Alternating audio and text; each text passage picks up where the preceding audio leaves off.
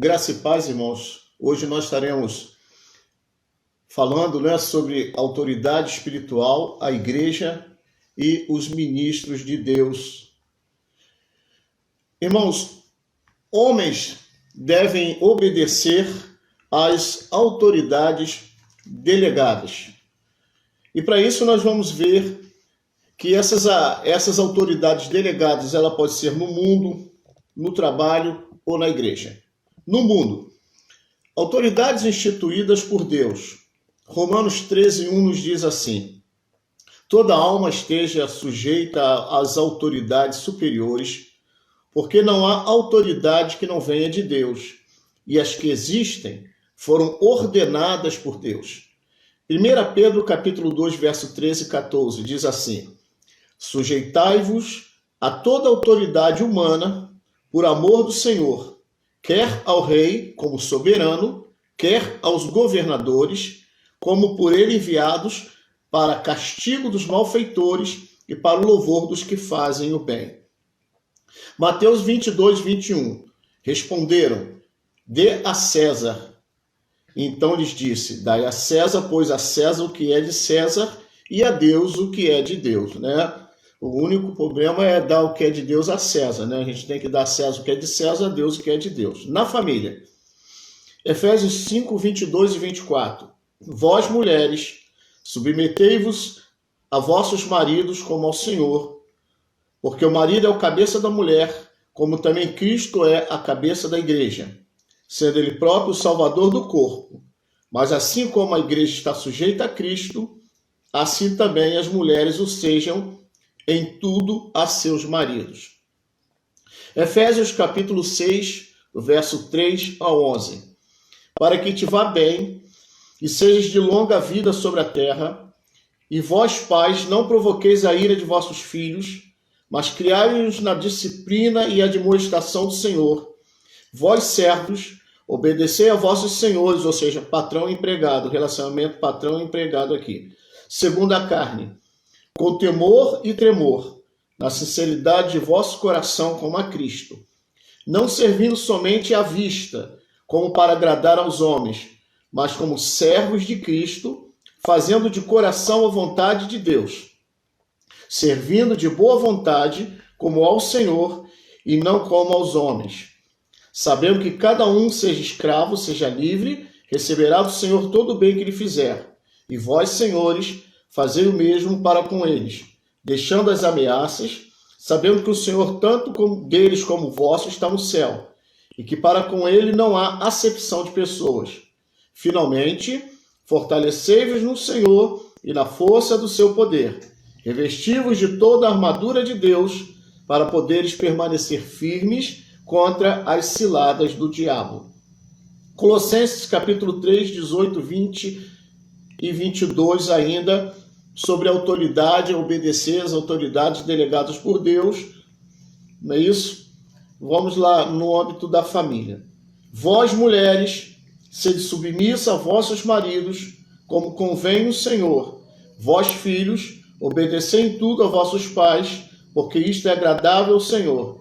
Vós, servos, obedecei em tudo a vossos senhores, segundo a carne, não servindo somente à vista, como para agradar aos homens, mas em singeleza de coração, temendo ao Senhor. Deus sempre coloca aqui o Espírito Santo, ao inspirar o apóstolo Paulo, sempre a questão de não obedecer apenas na presença da autoridade delegada, apenas para buscar louros e ser elogiado por aquela autoridade delegada, mas também quando você não estiver na presença dessa autoridade delegada, você tem que ter a mesma estima. Vamos lá, na área do trabalho, vimos aqui na área do mundo, agora na área do trabalho. Efésios 6, 5 e 7. Vós, servos, obedecei a vossos senhores segundo a carne, com temor e tremor, na sinceridade de vosso coração, como a Cristo, não servindo somente à vista, como para agradar aos homens, mas como servos de Cristo, fazendo de coração a vontade de Deus, servindo de boa vontade como ao Senhor e não como aos homens. 1 Timóteo 6:1. Disputa de homens corruptos de entendimento e privados da verdade, cuidando que a piedade é fonte de lucro, e de fato é grande a fonte de lucro, a piedade com contentamento, porque nada trouxe para este mundo e nada podemos daqui levar. Tito, capítulo 2, versículo 9 e 10. Exorta os servos a quem sejam submissos a seus senhores em tudo, sendo-lhes agradáveis, não os contradizendo, nem defraudando, antes mostrando perfeita lealdade, para em tudo sejam ornamento da doutrina de Deus, nosso Salvador. Então aqui nós vemos que os homens devem obedecer às autoridades delegadas no mundo, não é isso? Lemos aqui Romanos 13:1, 1 Pedro 2:13 e 14, Mateus 22, 21. Na família, Efésios 5, 22 a 24, Efésios 6, 30, Colossenses 3, 18, 20 e 22. Vimos também, né, essa relação dos homens obedecerem às autoridades delegadas no trabalho, né, para a relação patrão-empregado, empregado-patrão, em Efésios 6, 5 e 7, 1 Timóteo 6, 1 e Tito 2, 9 e 10. E, em quarto lugar, na igreja, né, que é o nosso ambiente espiritual, onde cultuamos a Deus, o ambiente da igreja local militante. Na igreja, 1 Tessalonicenses, capítulo 5, versículo 12 e 13, diz assim: Ora, rogamo-vos, irmãos, que reconheçais que trabalham entre vós, presidem sobre vós no Senhor e vos admoestam. Nós falamos na lição passada sobre o princípio de autoridade espiritual, que presidia um dom. E que os tenhais em grande estima e amor por causa das suas obras. Tende paz entre vós. Então aqui Paulo, escrevendo em Tessalonicenses 5, 12 e 13, ele diz que nós temos que estimar aqueles que presidem e nos exortam. A palavra admoestar vem da palavra grega paraklesis, que deriva da mesma palavra paracleto, consolador. Então exortar significa admoestar, ok? 1 Timóteo 5, 17. Os anciãos que governam bem sejam tidos por dignos de duplicada honra, especialmente os que labutam na pregação e no ensino. Nós vamos ver mais à frente o significado dessa palavra duplicada honra, tá? Mais à frente nós vamos falar sobre isso. 1 Coríntios 16, 15 e 16. Agora vos rogo, irmãos, pois, sabeis que a família de Estefanas é as primícias da Cássia, e que se tem dedicado ao ministério dos santos, que também vos sujeiteis aos tais e a todo aquele que auxilia na obra e trabalha. Então vemos Paulo, né, exortando e falando sobre a importância de auxiliar aqueles que estão à frente da obra de Deus, o anjo da igreja, aqueles que recebem autoridade delegada por Deus através dos dons ministeriais, dos ofícios ministeriais da igreja, e que nós devemos contribuir, ajudar, orar, né, nos dedicarmos ao ministério dos santos, como? Sujeitando as autoridades delegadas por Deus na casa do Senhor. Irmãos, a autoridade delegada no reino espiritual, ela não deve ser desprezada. Qualquer injúria contra ela resultará em perda de poder espiritual. Infelizmente, nós vemos hoje muita desonra, né? Nós vemos a atitude, muitas vezes, de muitas ovelhas que só procuram o pastor em momentos difíceis, mas que no dia a dia não honra, pelo contrário, desonra, né, as lideranças que Deus delega como autoridade sobre a sua vida. Olha só o que diz 1 Timóteo 5, 17, 19 e 20. Os anciãos que governam bem sejam tidos por dignos de duplicada honra. Mais uma vez a palavra duplicada honra. Vê que Paulo usa muito essa expressão. Mais à frente, como eu disse, nós vamos explicar o que significa esse termo duplicada honra. Especialmente os que labutam na pregação e no ensino.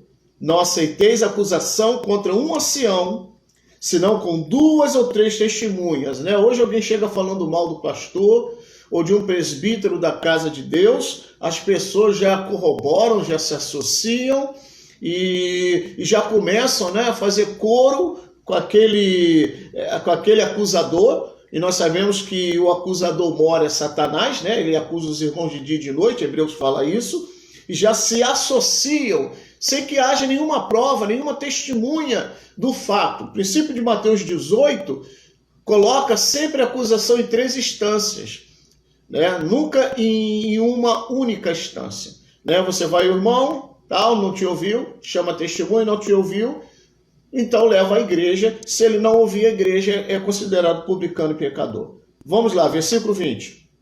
Aos que vivem no pecado, repreende-os na presença de todos, para que também os outros tenham temor. Olha só, hoje se você chamar a atenção de um rebelde, de uma maledicente, de uma pessoa que levanta acusação contra a igreja, contra o pastor da igreja, contra as autoridades delegadas por Deus da igreja, os membros se levantam e dizem que o pastor não tem amor, a igreja não tem amor, mas aqui Paulo está dizendo que nós temos que levar essa pessoa à igreja e desnudar o pecado dela, mostrar para a igreja aonde essa pessoa pecou e errou, para que aqueles que estão na igreja, quando virem isso acontecer, eles possam aprender a ter temor de Deus, terem temor do Senhor. Hoje, se nós fazermos isso, cumprirmos a Bíblia, se a gente for colocar em prática a palavra de Deus, a pessoa sai da igreja dizendo que a igreja não tem amor, que o pastor não tem amor, que o pastor expôs o irmão, que Deus não expõe ninguém. Enganado, você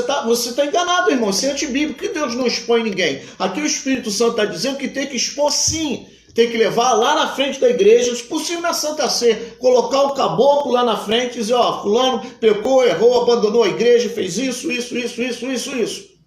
para que aqueles que ao verem isso aprendam a ter temor de Deus. Sabe por que o povo de Deus está sem vergonha? Sabe por que o povo de Deus, né, perdeu o temor? Exatamente porque a Bíblia, não estamos fazendo cumprir a palavra de Deus, não estamos expondo, né, aqueles que se levantam contra a obra de Deus.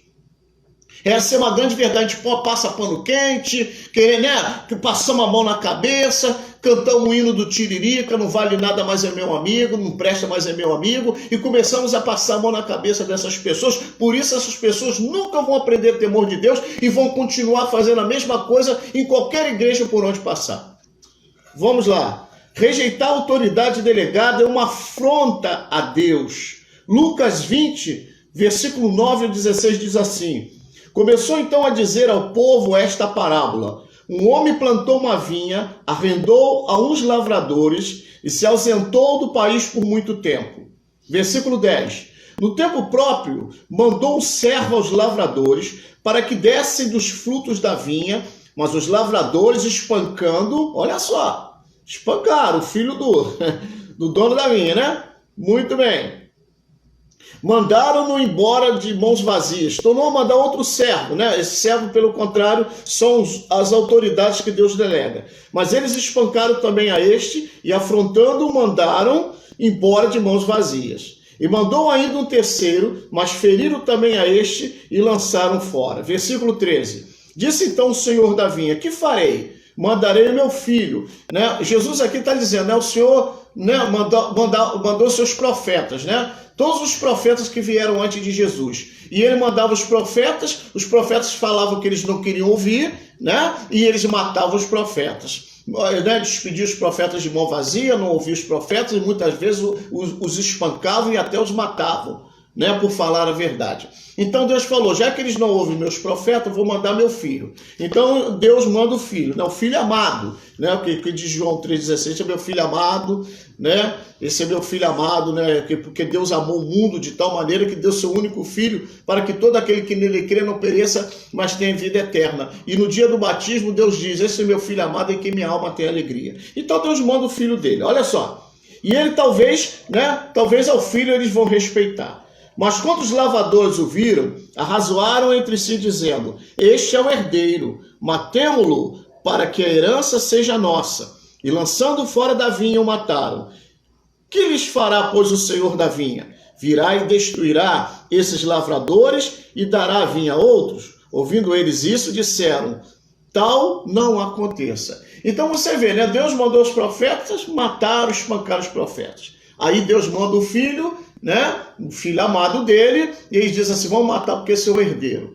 Então, na realidade, ainda que Jesus viesse ser o pastor hoje da igreja, iam falar mal de Jesus como pastor, iam criticar Jesus como pastor, iam dizer que as decisões de Jesus na igreja não são corretas, não eram certas. A verdade, se Deus pode mandar profeta, vão falar mal do profeta. Se Deus mandar Jesus para ser o pastor da igreja, vão falar mal de Jesus também.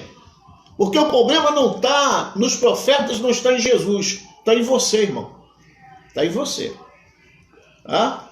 Vamos lá. Os homens podem frequentemente pensar que são simplesmente sujeitos a outros homens. Lembra lá na aula de princípio de autoridade espiritual? O cara vê o João Pedreiro, não vê o pastor João. Ele vê o Antônio Carpinteiro, ele não vê o pastor Antônio. Ele olha o homem, não olha a unção de Deus, não olha a autoridade delegada por Deus na vida daquele homem. Mas aqueles que conhecem as autoridades, irmãos, principalmente princípio de autoridade, percebe que estes outros homens são autoridades delegadas por Deus. Não é preciso humildade para ser obediente à autoridade direta de Deus, mas é preciso modéstia e quebrantamento para ficar sujeito a uma autoridade delegada. E hoje as pessoas são de dura cerviz, né? Elas não se quebram. A palavra quebrantamento vem de quebrar. Elas não se quebram. Não é necessário ter humildade, mas é necessário ter quebrantamento e modéstia para se sujeitar a uma autoridade delegada por Deus. Se uma pessoa, irmãos, não se despojar completamente da carne, não será capaz de aceitar e atender à autoridade delegada. Né? Se ela continuar praticando a obra da carne, né, e não permitir que o Espírito Santo produza o fruto do Espírito na vida dela, ela nunca vai se sujeitar à autoridade, né? Muito bem. Vamos lá, irmãos. 2 textos importantes na relação de submissão às autoridades delegadas por Deus. Lembra de duplicada honra que eu falei? Nós vamos agora explicar isso. O que significa esse termo duplicada honra? E o primeiro texto que eu quero usar é 1 Timóteo 5,17, que diz assim: os anciãos que governam bem sejam tidos por dignos de duplicada honra, especialmente os que labutam na pregação e no ensino. Ou seja, toda autoridade delegada por Deus tem que ser digna de duplicada honra. Mas aqueles que, além de pregar, são mestres, né, ensinam também, né, tem um dom, né, da palavra e do ensino, né, querigma e didaquê, no grego, esse, então, é mais merecedor de duplicada honra. Agora, o que é duplicada honra? Né? A palavra aqui em 1 Timóteo 5,17, duplicidade de honra. O que fala esse termo duplicidade de honra? Fala de remuneração financeira. Senhores, é isso mesmo, irmão. A palavra grega aqui, o sentido grego usado por Paulo, segundo Moffat, um estudioso da palavra de Deus, um grande comentarista da palavra de Deus, né, na sua tradução da língua inglesa, da King James, da Bíblia King James, que está aqui do meu lado, não é isso? Diz ampla remuneração, ou seja, na King James, no inglês, da Bíblia inglesa, não está a palavra duplicidade de honra ou duplicada honra, mas sim a palavra ampla remuneração. Não bastaria o frio salário ou prebenda que esse homem recebe, pois merece honra e consideração, né? E não apenas uma questão. Tem muitas igrejas que contratam pastores profissionais. O pastor é uma espécie de empregado da igreja, recebe um salário, a igreja cobra e dita tudo que o pastor tem que fazer, desonrando muitas vezes esse pastor, porque é o sistema de governo da igreja, um sistema de governo congregacional, né, em onde o pastor ele é meramente um empregado da igreja contratado para servir a igreja. Mas a palavra de Deus não trata e não vê dessa forma. Né? Aquele que prega e ensina, ele tem que ter duplicidade de honra ou dupla remuneração. Ok? E ele tem que ser tratado com honra, consideração e estima. Goodspeed, que é um outro grande comentarista da palavra de Deus, diz em metáfora, ele diz o seguinte, olha só, ele parafraseando esse 1 Timóteo 5,17. Os anciãos que desempenham bem os seus deveres deveriam ser considerados merecedores do dobro daquilo que ganham. Você vê que, assim como Moffat, Goodspeed, ele também usa ele tem a mesma compreensão, ou seja, aquele que prega, querigma, ensina, didaquê, ele deveria ganhar o dobro. Amém? Vamos lá.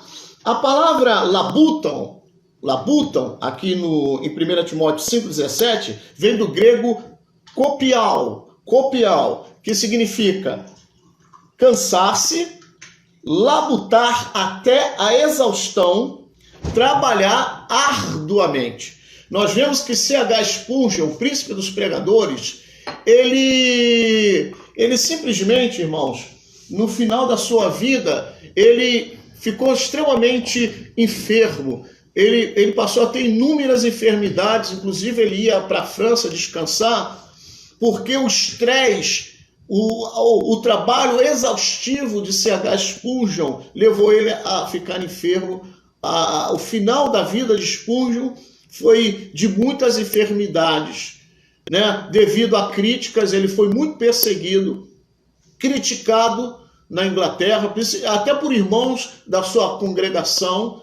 Ele foi criticado, ele foi perseguido, ele foi caluniado, e a pressão e o estresse que ele sofreu foi tão grande que C.H. Spurgeon somatizou tanto aquilo que ele ficou extremamente doente, enfermo, e o final da sua vida foi muito sofrida, com muita enfermidade, com dor, ao ponto dele ir para a França, ter que passar dias lá descansando, para amenizar o sofrimento das enfermidades que ele adquiriu por causa do ministério, por causa da sua labuta. Era um homem que trabalhou até a exaustão, que pagou um alto preço com a sua própria saúde para ser um pregador do evangelho. Não é à toa que ele é chamado de um príncipe dos pregadores. Vamos lá. Muito bem. 1 Tessalonicenses 5,12 diz assim: ora, rogamos, irmãos, que reconheceis os que trabalham entre vós, que presidem sobre vós no Senhor e vos admoestam. Aqui em 1 Tessalonicenses 5,12, né, a tradução inglesa de William diz: praticai e mostrai respeito, verbo no presente que indica uma ação contínua ou habitual, né? O reconhecimento como ministro do Senhor. Ou seja, o reconhecimento não deveria ser apenas quando você está de boa com o pastor, quando você está de boa com o anjo da igreja, quando você está de boa com aquele que preside na casa de Deus. Mas aqui o William está dizendo, 1 Tessalonicenses 5,12, que essa consideração, esse respeito, deveria ser praticado continuamente, não só quando a lua você está de boa, mas também no dia que a lua virar, irmão. No dia que você não tiver TPM, tiver de menopausa, o dia que você tiver, né, precisando tomar aquele remedinho para acalmar, tem que ser todos os dias. Você não pode jogar os teus problemas, as tuas neuroses, nas costas do pastor. As besteiras que você faz, as decisões erradas que você toma, e você vai lá, hoje eu não estou de boa, não estou bem com a vida, e você chega na igreja, não dá a paz do Senhor ao pastor, não olha na cara do pastor, vira a cara para aquele que preside na casa do Senhor, na congregação, né? Então, Paulo está dizendo aqui, William, na sua tradução inglesa diz isso, que isso tinha que ser contínuo, nas horas boas e nas horas ruins. Então, você tem que ter continuidade na honra, no apreciar, no honrar, no respeito à liderança. Tem gente que dia que chega na igreja fala, tem dia que chega não fala, tem dia que chega ri, tem dia que chega na igreja e vira cara. Infelizmente, a gente lida com isso no ministério, tá? Mas a palavra de Deus é muito clara. Tá? O respeito, a honra, a apreciação e estima às autoridades delegadas por Deus tem que ser contínua. Os que trabalham entre vós, diz Paulo, que são alvos sempre de insatisfação, não é isso? E de campanhas traiçoeiras.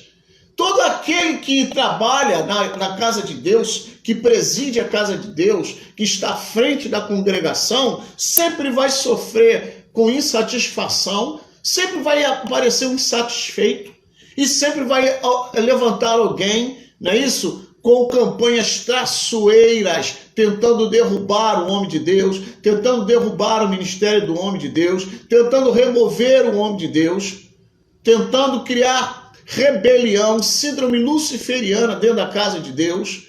Então nós vamos lidar durante todo o nosso ministério com gente dessa estirpe, para não dizer dessa laia. Me perdoe, irmãos. Né? Pessoas insatisfeitas. Ah, por que você está insatisfeito? Ah, porque eu estou insatisfeito. Mas com quem, irmão? O que aconteceu? Nada. Eu estou vendo uma opção de coisa errada. Que coisa errada, irmão? Ah, não sabe nem dizer o erro. Nem o que de errado está vendo. Pergunta, não sabe dizer. Parece um paranoico. Parece um neurótico de guerra. Vem insatisfação, erro e tal. Ah, por que, irmão? Não sei. E ainda se junta aquela turba de endemoniados, né? De pessoas debaixo do espírito de rebelião, para dividir e destruir a obra de Deus. Os que vos presidem, do grego prosteme, a palavra grega prosteme, dirigir, governar, está à testa dele. Esse é o papel de quem preside, irmãos.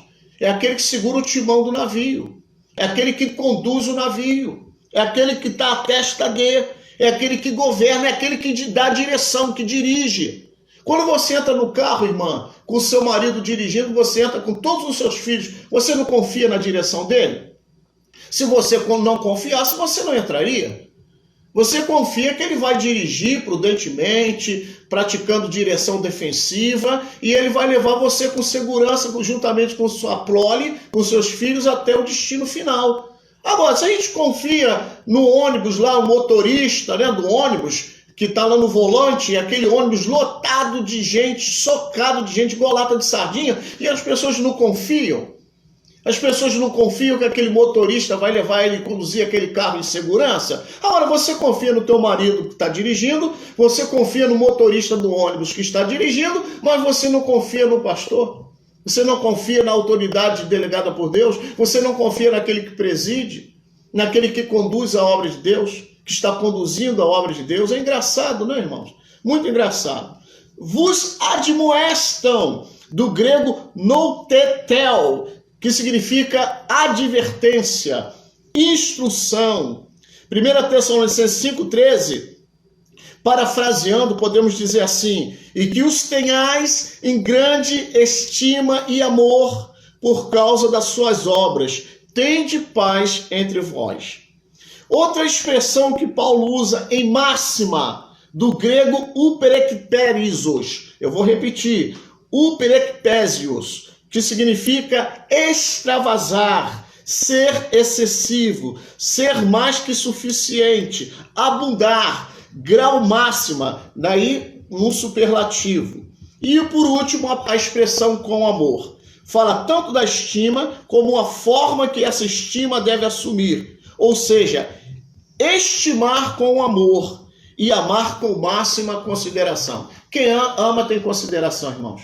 Se a pessoa diz que ama o pastor, que ama a liderança delegada por Deus, a autoridade delegada por Deus da igreja, e não demonstra consideração, não, pode ter certeza que esse amor é fingido e é falso. Muito bem, as manifestações da rebeldia do homem, ela pode se expressar de várias maneiras. A primeira que eu quero abordar é por palavras. 2 Pedro, capítulo 10, capítulo 2, 2 Pedro, capítulo 2, do verso 10 ao 12. Diz assim: especialmente aqueles que, seguindo a carne, andam em imundas concupiscências, a palavra concupiscência significa desejo da carne, e desprezam toda autoridade, são atrevidos, arrogantes, não receiam blasfemar das dignidades, enquanto que os anjos, embora maiores em força e poder, não pronunciam contra eles juízo blasfemo diante do Senhor. Mas estes, como criaturas irracionais, por natureza feitas para serem presas e mortas, blasfemando do que não entendem, perecerão na sua corrupção. É aquilo que eu falei, meus irmãos. Na maioria das vezes as pessoas criticam daquilo que não sabem, né? Muitas vezes ela fala mal da igreja, da obra de Deus, da autoridade delegada por Deus, sem ter nem sequer noção do que está falando. Efésios 5, 6. Ninguém vos engane com palavras vãs, porque por estas coisas vem a ira de Deus sobre os filhos da desobediência. Judas 8 e 10, do versículo 8 e 10. Contudo, semelhantemente, também estes falsos mestres, sonhando, contaminam a sua carne, rejeitam toda a autoridade e blasfemam das dignidades. Estes, porém, blasfemam de tudo que não entendem e naquilo que compreendem de modo natural, como os seres irracionais, mesmo nisso se corrompem. Está vendo que tanto Pedro como Judas, como Paulo, coloca que as pessoas falam do que não entendem, criticam o que não entendem, vê erro naquilo que não entendem. Está vendo que todos eles, né, o Espírito Santo inspirou a dizer isso, né? Fala de que não sabe. Muito bem, Mateus 12, 34. Raça de víboras, como podeis vos falar coisas boas sendo maus? Pois do que em abundância no coração, disso fala a boca. Ou seja, a boca fala do que o coração está cheio. E Jesus fala aqui, raça de víboras, ou seja, filhos do diabo, né? Quem disse que vocês vão fugir da ira do inferno, né? Então, Jesus aqui é muito duro. Um homem rebelde de coração, irmãos, acaba proferindo palavras rebeldes. Pois do que está cheio o coração, a boca fala. Não é isso? A igreja deve haver obediência de coração. Do coração procede as saídas da vida. Então a rebeldia está no coração. Um coração obediente, pessoas obedientes. Né? Palavras que expressam obediência. Então nós precisamos entender, irmãos, que a primeira manifestação da rebeldia do homem é por palavras. Né? O cara chega, sei o que, eu sou, falo mesmo, eu falo o que penso, eu falo o que acho, eu não tenho papa na língua mesmo, então, e começa a destilar o veneno, a desobediência, porque aquilo vem parte do coração daquela pessoa. A boca fala do que o coração está cheio. Amém? Deus repreende, irmãos, né, esse tipo de atitude.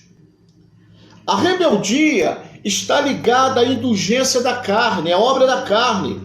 O sintoma daqueles que desprezam a autoridade é resposta pronta, isto é, a enunciação das palavras rebeldes. Ele tem respostinha para tudo, ele já tem palavras prontas, ele já chega, né, com palavrinhas prontas. O pastor fala uma coisa, ele rebate com o outro. O pastor fala, não, a Bíblia diz isso, ele já vem com a respostinha pronta.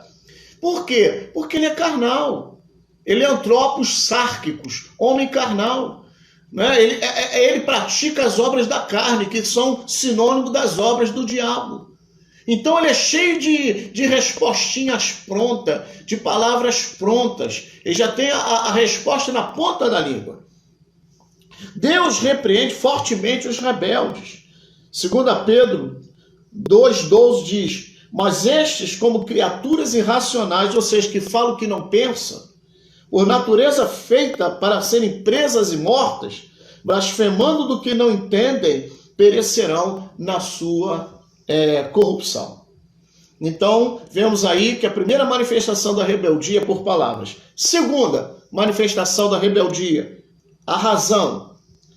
Romanos capítulo 9, versículo 11 ao 24 diz assim, pois não tendo gêmeos ainda nascido, nem tendo praticado bem ou mal, para que o propósito de Deus, segundo a eleição, permanecesse firme, não por causa das obras, mas por aquele que os chama. Foi-lhe dito, o maior servirá ao menor. Como está escrito, amei a Jacó e aborreci a Esaú. Que direis, pois, a injustiça da parte de Deus? De modo nenhum. Porque diz a Moisés, terei misericórdia de quem me aprover ter misericórdia, e terei compaixão de quem me aprover ter compaixão. Assim, pois, isto não depende do que quer, nem do que corre, mas de Deus que usa de misericórdia. Pois diz a Escritura a Faraó, para isto mesmo te levantarei, para em ti mostrar o meu poder, e para que seja anunciado o meu nome em toda a terra. Portanto, tem misericórdia de quem quer, e a quem quer endurece. Dir-me-ás então, por que se queixa ele ainda? Pois quem resiste à sua vontade, mas, ó homem, quem és tu que a Deus replicas? Porventura, a coisa formada dirá o que formou, porque me fizestes assim? Ou não tem o oleiro poder sobre o barro, para da mesma massa fazer um vaso para uso honroso e outro para uso desonroso. E que direis se Deus, querendo mostrar sua ira e dar a conhecer o seu poder, suportou com muita paciência os vasos da ira, preparados para a perdição, para que também desse a conhecer as riquezas da sua glória nos vasos de misericórdia, que de antemão preparou para a glória, os quais somos nós, a quem também chamou, não só dentre os judeus, mas também dentre os gentios. Portanto, irmãos, lemos aqui que a rebeldia do homem contra a autoridade se manifesta por palavras, mas Paulo está dizendo aqui também que por razão e em terceiro por pensamento. O que governa nossas vidas, irmãos, é a razão ou a autoridade? Deus precisa cegar a nossa razão, como fez com Paulo. Paulo era cheio de razão ao matar e perseguir os cristãos. Mas quando ele teve um encontro com Jesus no caminho de Damasco, ele perdeu toda a sua razão. Deus, irmãos, precisa nos apresentar razões. Ele está dizendo aqui que não. Paulo aqui em Romanos está dizendo que não. O oleiro precisa prestar conta ao vaso. O Criador não precisa prestar conta à criatura.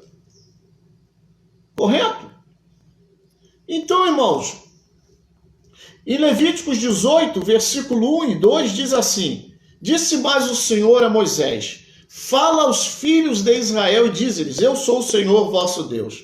Deus está dizendo assim: falei assim, porque Deus falou assim? Porque eu sou o Senhor vosso Deus. E como Deus e Senhor eu posso falar assim. Então eu falei assim, porque eu sou o Senhor vosso Deus.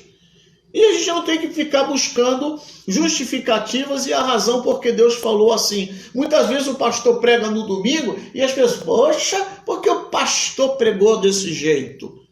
Porque, irmãos, o pastor falou aquilo e pregou aquilo que Deus o direcionou a pregar. Eu não preciso apresentar razões, né? O Senhor, eu sou o Senhor, eu sou a razão. Então Deus é a razão e fora de Deus não há razão nenhuma. Qual é a razão de Deus falar assim? Qual é a razão da palavra de Deus ser pregada desta forma? Qual é a razão? É a razão de Deus. E todo aquele que está debaixo de autoridade, ele perde a sua razão. O terceiro e último, irmãos, é pensamentos. 2 Coríntios, capítulo 10, versículo 4 e 6, diz assim: Pois as armas da nossa milícia não são carnais, mas poderosas em Deus, para a demolição de fortalezas, derribando raciocínios e todo baluarte que se ergue contra o conhecimento de Deus, e levando cativo todo pensamento à obediência a Cristo, e estando prontos para vingar toda desobediência, quando for cumprida a vossa obediência. Irmãos, o homem manifesta a rebeldia por palavras, por razão e, em terceiro, por pensamentos. O homem manifesta a sua rebeldia não apenas em palavras e raciocínio, mas também, irmãos, em pensamentos.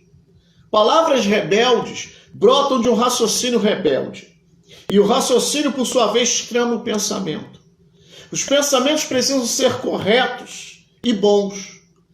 Precisamos ser pessoas de mente recapturadas, cativas por Deus. Ou seja, ouvir e obedecer, não de pensar e decidir. Hoje as pessoas pensam e decidem. Tanto que quando elas vêm pedir algum conselho ao pastor, elas já têm uma ideia preconcebida. Então, em vez, irmãos, de pensar e decidir, nós temos que ouvir e obedecer. Paulo coloca que toda a oposição à sua autoridade seria vencida, que a desobediência seria punida e que o resultado líquido seria a completa submissão daqueles crentes a Cristo. Olha só o que diz, o versículo 6 que acabamos de ler, do capítulo 10 de 2 Coríntios, versículo 6. Diz assim: estando prontos para vingar toda obediência quando for cumprida a vossa obediência. Amém? Então, estando prontos para vingar toda desobediência quando for cumprida a vossa obediência. Muito bem, irmãos. Vamos ver o que é submissão, né? A submissão e também a obediência, né? A relação entre submissão e obediência. Muito bem. Irmãos, a submissão é absoluta, mas a obediência é relativa. A submissão, irmãos, é uma questão de atitude, enquanto a obediência é uma questão de conduta, né? A obediência está relacionada com a conduta, ela é relativa. A submissão relaciona-se com a atitude de coração, ela é absoluta.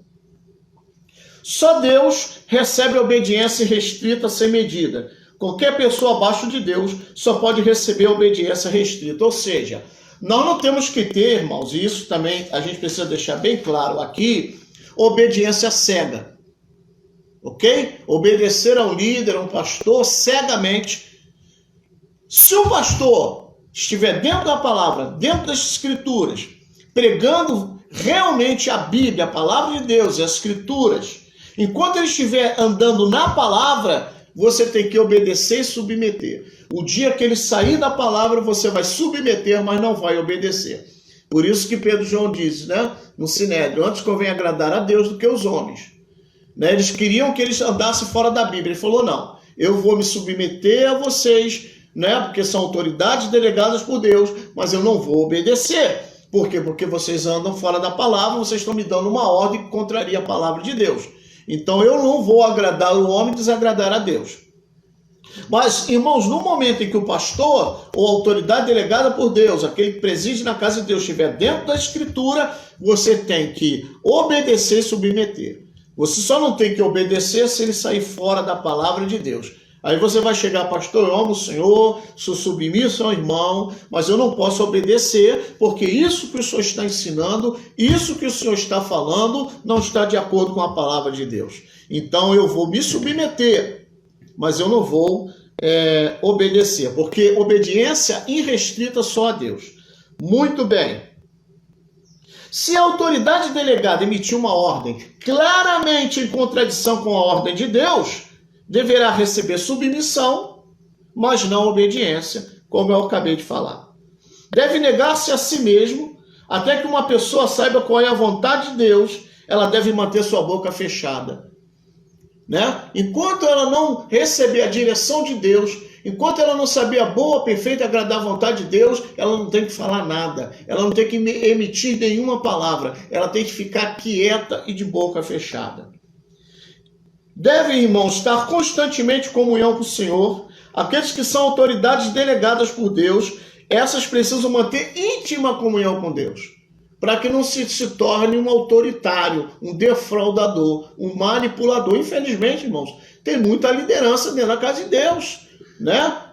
Até recebeu de Deus delegação, né, de autoridade, mas se tornaram um manipulador, um defraudador, um tirano, né? Uma pessoa totalmente autocrática, né? Totalmente ditatorial, né? Que não anda mais dentro da Bíblia, que é a obediência cega dos seus membros. Isso também não está de acordo com a palavra de Deus, né? E essa pessoa tem que ter responsabilidade. Aquele que recebe de Deus autoridade delegada tem que ter responsabilidade no exercício dessa autoridade. Muito bem. Autoridade estabelecida por Deus. Portanto, nenhuma autoridade delegada precisa tentar assegurar-se de sua autoridade. Muita gente me critica. Pastor, por que o senhor não dá ordem? Por que o senhor não faz aquilo? Por que o senhor não impõe? Sabe por quê, irmãos? Obediência, autoridade, ela se conquista, ela não se impõe, né? Muita gente fala assim, mas tem igreja aí, os jovens vão para a rua, evangeliza, faz obra social, faz isso e aquilo, mas você vai ver que por trás as pessoas estão sendo manipuladas, defraudadas, né? Ensinadas a ter uma obediência cega e é imposto, né? Ou você faz ou vai ter retaliações. Muitas vezes se oferece cargos na igreja. Se você ganha tantos e tantos pessoas, você vai ser ordenado evangelista, presbítero e pastor. Então, irmãos, não é assim. Nenhuma autoridade delegada precisa tentar assegurar essa autoridade. Por isso que eu não tenho medo. Pastor, chegou um pastor na igreja, chegou um evangelista na igreja, chegou um presbítero na igreja, o senhor deixa pregar. O senhor não tem medo dele tomar teu lugar? Não, tem não, irmãos. Quem me colocou foi Deus, só quem pode me tirar é Deus. Nenhum homem me tira da onde Deus me colocou. Só Deus tem o poder de fazer isso. É igual a igreja, né? A porta que Deus abre, ninguém fecha. Porta que Deus fecha, ninguém abre. O que é do homem, o bicho não come, né, meu irmão? Se Deus colocou lá, colocou. Acabou. Pode vir quem quiser, meu irmão. Não vai tomar aquilo que só Deus pode tirar. Deus colocou, Deus tirou. Louvado seja o nome do Senhor. Amém? Então por isso que eu não tenho medo, irmãos. Não tenho preocupação nenhuma, não tenho ciúme, não tenho nada, irmãos. Enquanto Deus julgar que eu devo estar à frente, presidir a igreja dele, eu vou estar lá. O dia que acabar esse tempo, ele me tira. Muito bem. Vamos lá. Não é homem, é Deus que me tira. Muito bem. Autoridade estabelecida por Deus, né? Pois aquele que não se submete a uma autoridade delegada, desobedece a Deus. Vamos ver, irmãos, aí já. O pastor na igreja é o homem sobre quem está o carisma, né? Porque a gente submete aquele pastor, aquela autoridade hoje da igreja, aquela autoridade delegada por Deus. Olha só o que aqui diz Números 11, 16, 25 a 27. Disse então o Senhor a Moisés: ajunta-me 70 homens dos anciãos de Israel, que sabem serem os anciãos do povo e seus oficiais, e os trarás perante a tenda da revelação, para que esteja ali contigo. Então o Senhor desceu na nuvem e lhe falou, e tirando o espírito que estava sobre ele, pô-lo sobre aqueles 70 anciãos. E aconteceu que, quando o espírito repousou sobre eles, eles profetizaram, mas depois nunca mais o fizeram. Mas no arraial ficaram 2 homens, chamavam-se Eudade e outro Medade, e repousou sobre eles o espírito, porquanto estavam entre os inscritos, ainda que não saíram para irem à tenda. E profetizaram no arraial. Correu, pois, o moço e anunciou a Moisés. Eudade e Medade profetizaram no arraial. Atos dos Apóstolos, capítulo 2, verso 14, diz assim: então Pedro, pondo-se em pé com os 11, levantou a voz e disse-lhes: varão judeus, e todos os que habitais em Jerusalém, sejai-vos isto notório e escutai as minhas palavras. Então nós vemos aqui, irmãos, que Pedro se levantou. Havia os outros apóstolos de Jesus ali, com exceção de Judas. Mas Pedro se levantou por quê? Porque ele era o porta-voz do corpo apostólico, porque o carisma estava sobre ele. Vemos que no caso de Moisés, o Espírito saiu de Moisés e entrou, o Espírito Santo entrou em 70 anciãos e eles profetizaram, inclusive Eudade e Medade, né? Então eles profetizaram. Mas de quem saiu a unção, né? O carisma saiu de quem? De Moisés. Então o carisma está sobre aquele que preside na casa de Deus. Todos os outros pastores, evangelistas, presbíteros, os diáconos da igreja, né, eles estão debaixo do carisma daquele que preside. E a primeira palavra é daquele que preside. Por isso que Pedro se levantou e falou, porque ele presidia, né? Ele presidia o corpo apostólico, ele era o presidente do corpo apostólico. Ele não era mais pastor ou mais apóstolo do que os outros. Ele era um apóstolo como qualquer outro. Mas o carisma e o dom de presidir estava sobre ele. E todos os outros apóstolos reconheciam isso, sabiam disso e submetiam a isso. Por quê? Porque eles reconheciam que o dom de presidir e o carisma estava sobre Pedro. Vamos lá. Níveis de autoridade. Existem 3 relacionamentos dentro da autoridade espiritual. O primeiro dele é a autoridade.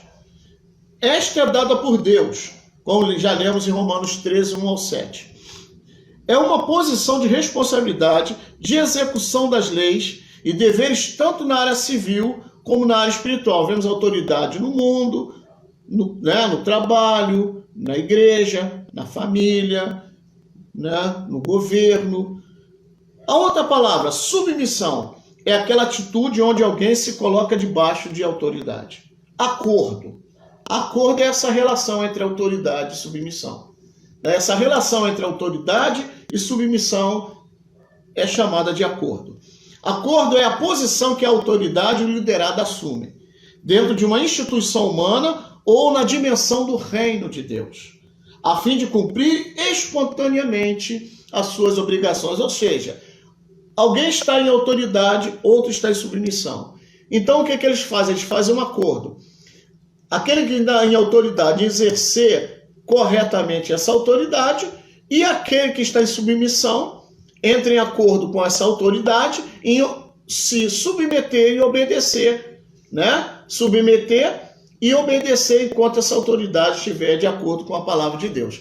Então ali se cria um acordo entre aquele que tem autoridade e aquele que está debaixo de submissão. Muito bem, a função dentro do corpo. Cada um de nós tem uma função específica dentro do corpo de Cristo. Os dons, tanto espiritual como ministerial, o pneumático, os dons do Espírito, o dom, né, os dons ministeriais de Efésios 4, né, apóstolo, profeta, evangelista, pastor, mestre, e por aí vai, o diácono, né, tanto os dons ministeriais como os dons espirituais foram dados visando oikonomos, a edificação, a lei da casa, do corpo de Cristo. E os 5 ministérios exercem os dons de governo e liderança na igreja. No próximo estudo nós vamos abordar isso mais profundamente. Hoje não. No próximo estudo vamos abordar isso mais profundamente. O que leva à quebra dos princípios de autoridade espiritual? Primeiro, o que leva à quebra dos princípios de autoridade espiritual? Primeiro, a falta de conhecimento e consciência de sua posição dentro do corpo. De não saber quem está em autoridade e quem está em submissão. E aí há o desacordo, a falta do acordo. A falta de responsabilidade dentro do relacionamento de autoridade e submissão. Isto é, a falta de uma expectativa de função. Tem muita gente que não sabe qual é a sua função dentro do corpo de Cristo. Não experimentaram o batismo no corpo. Ele não sabe qual é o seu dom motivador. Qual o ofício ou qual o dom motivador que Deus concedeu a ele para o exercício dentro do corpo. Tem diácono querendo ser pastor, tem pastor se comportando como diácono, tem um que quer ser ministro de louvor, sendo que deveria ser um bom diácono. Então a pessoa fica perdida dentro da igreja, sem entender qual é a sua função, qual o seu ofício, qual o seu dom motivador dentro do corpo de Cristo. E isso acaba gerando muitos problemas. Terceiro, a falta de maturidade para lidar com os desacordos. 1 Pedro 2, 12 a 24 diz assim: tendo o vosso procedimento correto entre os gentios, para que naquilo em que falam mal de vós, como de malfeitores, observando as vossas boas obras, glorifiquem a Deus no dia da visitação. Sujeitai-vos a toda autoridade humana, por amor do Senhor, quer ao rei como soberano, quer aos governadores, como por eles enviados, para o castigo dos malfeitores e para o louvor dos que fazem o bem. Porque assim é a vontade de Deus, que, fazendo o bem, façais emudecer a ignorância dos homens insensatos. Como livres e não tendo a liberdade, como capa da malícia, mas como servos de Deus. Honrai a todos, amai aos irmãos, temei a Deus, honrai ao rei. Vós, servos, sujeitai-vos com todo o temor aos vossos senhores, não somente aos bons e moderados, mas também aos maus. Porque isto é agradável, que alguém, por causa da consciência para com Deus, suporte tristeza, padecendo injustamente, pois que glória é essa, se quando cometeis pecado e sois por isso esbofeteados, sofreis com paciência. Mas se, quando fazes o bem e sois afligidos, o sofreis com paciência, isso é agradável a Deus. Porque para isso fostes chamados, porquanto também Cristo padeceu por vós, deixando-vos exemplo, para que sigais as suas pisadas. Ele não cometeu pecado, nem na sua boca se achou engano. Sendo injuriado, não injuriava, e quando padecia, não ameaçava, mas entregava-se àquele que julga justamente, levando ele mesmo os nossos pecados em seu corpo sobre o madeiro, para que os mortos para os pecados pudéssemos viver para a justiça, e pelas suas pisaduras fomos sarados. Ou seja, quem nos justifica é Deus. O justo não se justifica. O Senhor fala, minha é a vingança. Então cabe a nós, irmãos, deixarmos que Deus há de fazer a justiça por nós. Muito bem, o princípio satânico é a rebelião. Estamos caminhando para o fim, tá, irmãos? O princípio satânico é a rebelião. Rebelião contra uma autoridade estabelecida por Deus. É rebelião contra o próprio Deus. A rebelião sempre traz para baixo, para a queda e para a ruína. Servir ao Senhor com sentimento de autoindependência, sem se submeter às suas autoridades constituídas, é um ato de rebelião. Negar a autoridade delegada é negar o próprio Deus. Ninguém pode desconsiderar a autoridade de Deus em sua vida. Aquele que ama obedecer procura sempre se colocar debaixo de autoridade. A atitude agressiva e ofensiva é uma marca indelével da igreja hoje. A gente vê muito isso, gente agressiva, né? Gente ofensiva, que conversa com o pastor, ofende, né? Conversa de forma agressiva. Isso demonstra uma presença de um espírito de rebeldia. Pois a ofensa é a semente germinada da rebelião. Muito bem. O pecado de rebelião, irmãos, é um tipo de pecado que Deus julga rapidamente. Ele é o princípio da morte, a síndrome de Lúcifer e o pecado primevo. Então, irmãos, a rebelião é um tipo de pecado que Deus trata muito rapidamente. Ok? Muito bem, para nós encerrarmos, vamos falar sobre a obediência, a autoridade e sua medida. Tá? Com isso, nós estaremos terminando o nosso estudo de hoje. A obediência, a autoridade e sua medida. A obediência à autoridade delegada está relacionada à conduta. É uma questão ética, né? Uma questão de prática, de conduta. Isto é, ela é relativa. A submissão é uma atitude de coração, ela é absoluta. Como disse o pastor Bob Mumford, né? Tudo é uma questão de atitude de coração. O pastor John Walker também dizia muito isso.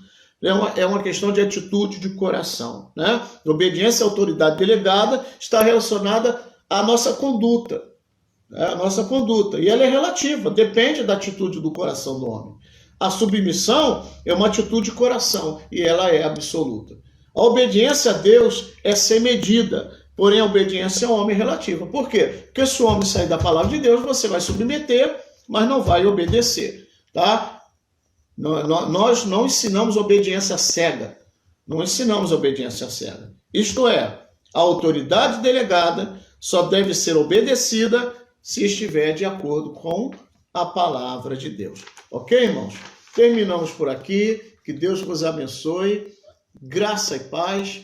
Que o Espírito do Senhor seja contigo. Que o espírito de obediência esteja sobre a tua vida, né? Amém.